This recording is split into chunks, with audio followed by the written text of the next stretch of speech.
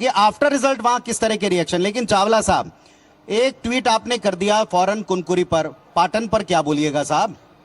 नहीं देखिए, जनता जनार्दन का जो फैसला होता है वो सर आंखों पर रहता है, और हार तो हार होती है, जीत जीत होती है। अब हार पे हम जो भी एक्सक्यूज दें, पर सच ये है कि हमारी हार हुई है और उस हार को हम बहुत बड़े मन से स्वीकार करते हैं। निश्चित तौर पे चिंतन का विषय है, क्योंकि हम अचंभित हैं। नहीं, बड़े नेताओं पर अभी थोड़ा फोकस करें, ओवरऑल भी हम आएंगे, आधे घंटे बाद हम जरा उस पर भी चर्चा करेंगे। निश्चित तौर पर यह देखना पड़ेगा, क्योंकि देखिए कहीं ना कहीं पे जब सरकारें रहती हैं तो सरकार का तंत्र भी काम करता है। और जिस प्रकार से हमने देखा कि जो दिसंबर में चुनाव होने थे, 3 माह पूर्व होने वाले चुनाव में पहले तारीखों में फेरबदल किया गया, पहले फिर कहा गया ईवीएम से कराएंगे, फिर कहा बैलेट पेपर से कराएंगे, उसके बाद प्रशासक बैठा दिए गए, उसके बाद ईवीएम मशीन में वीवीपैट नहीं था। तो हमको ये देखना पड़ेगा अब क्या होगा कि हम कुछ भी कहेंगे तो भारतीय जनता पार्टी कहेगी कि ये देखो फिर ईवीएम का रोना लेकर बैठ गए।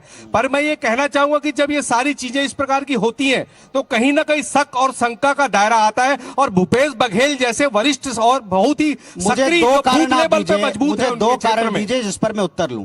एक, आपका परमानेंट ईवीएम मैंने उसमें ऑलरेडी इंक्लूड कर लिया। दूसरा कारण दीजिए, बड़े नेताओं के क्षेत्र में सीट क्यों लूज किया आपने?